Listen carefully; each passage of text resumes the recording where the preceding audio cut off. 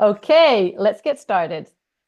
Hi, everyone. I am Sabina Persson from Custellence, and you're so very welcome to the videocast CX Minutes. It's 6 questions, 6 minutes, and it's all about customer experience. So Ooh, this is a series of episodes where we bring you actionable insights, practical know-how, and personal stories from top professionals, all in just 6 minutes. Well, around 6 minutes. That's the I love ambition. it. And joining me today is Nate Brown over at Hello. Metric Sherpa. Hi, Nate. How are you? Hey, Sabina. I love the show. Can't wait to dive into the 6 minute fire round. It's so good to have you here. I'm super excited. So we're going to jump into the questions. But first, who are you and what do you do?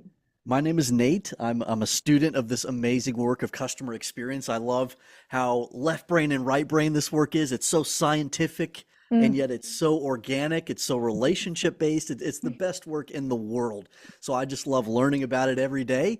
And I'm a Nashville native. I love pickleball. I love disc Oh, golf. I've got two amazing daughters, and that's me in a nutshell right there. great, great. And we're going to talk about customer-centric culture. So I Ooh, want to start love by it. asking you, how do you actually define customer-centric culture? Well, is my favorite definition of culture is just the way we do things. The way we do things around Mm. here. So if we think about customer-centric culture, it's like it's the way we think about and ultimately behave Mm. towards our customers. We're trying to together create a compelling experience for them. But the only way that's going to happen, we have to anchor that in a culture where we together think and feel a certain way about our customers, and our behaviors are going to flow out of that culture. Mm. Yeah. Well, can you share how your work impacts the CX culture a little bit? Yeah, I would love to do that. So I'm all about the activation of employees first. Like I love how Denise Leone talks about as an Mm. organization, you're giving your employees a gift every day, and Yeah. that gift is the only thing that they can give forward to the customer. Mm. If you're trying to give a gift you don't have, the burnout, the inauthenticity of that, it Mm. just doesn't work. It doesn't last. It's not consistent. Mm. So the first thing is activating the employees and giving them a gift of a really good, compelling experience, and making it Mm. an amazing place to work where Mm. where Mm. they love being there. They're Mm. proud of the mission that they get to serve. They're proud of one another. They're lifting one another up. Yeah. There's all these great things that are happening because you are excited about who you get to serve Mm. and Mm. how that ultimately translates into your everyday. Yeah. Yeah. Brilliant. That's awesome. Yeah. Employee experience is like the other side of customer experience, right? It's all the same. I mean, Yeah. we talk about sides and different things. I mean, I liked, Mm. again, it's another Denise Leon metaphor, but the idea of in the house, like this is our Yeah. first community that we protect this, like we Mm. protect each other, like we're making each other better. We're together in the circle of psychological safety, but Mm. then that circle pulses outward and we Yeah. start to invite our customers in specific ways. But Yeah. it doesn't change the sacred community in the house. That Mm. has to be established. That's the foundation, that's the cornerstone Mm. of that outward pulsing where you're getting to invite your customers into a specific experience. Mm. Thank you. And how do teams in your organization work together to, create better customer experiences?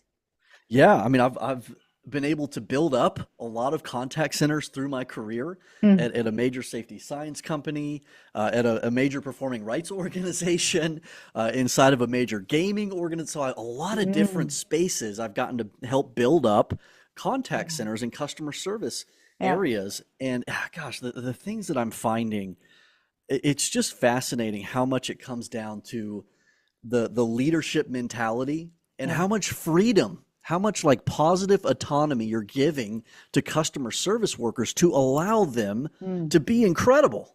Yeah. Yeah. And I've started talking about like this servant challenger mentality. So like most of the Mm. time we get caught up in this ticket taker box, like let's Mm. just fix the thing and move on. Yeah. But like we're so far past that. Like we're so far past that in this space. So Mm. what are we evolving to? Well, I love talking about the challenger. Like let's break that box. Like we're so much Mm. more than a ticket taker. Let's break the Yeah. inertia. Let's innovate. But let's not innovate for just the sake of random innovation. Let's not challenge for our own edification or our own career. let's continue to serve. Mm, Let's continue to focus on lifting up one another and the amazing customers that we have and the brand promise that we get to defend. mm, So mm. we're activated as a challenger. We're breaking inertia. We're, Yeah, we're we have the courage to have radical candor, to use that Scott idea, yeah, and hold each other accountable because we care yeah, so much about what we're doing, yeah, but yeah. we're doing it because we care and Mm, because we're able to serve one another with a common purpose. mm. Great. And so what can organizations, in your opinion, gain from working customer centric? This could be a long one, but let's Yeah. I mean, I think today about how tempting it mm, is to plug in a piece of technology and yeah, have that be your customer experience. yeah, yeah. Because it's gotten really good. And like, Mm, that gives you a baseline of pretty high standard yeah. when it comes to Hmm. transactional customer service. So if that's the baseline and that kind Mm, of becomes the expectation, mm, then what are you left with? yeah.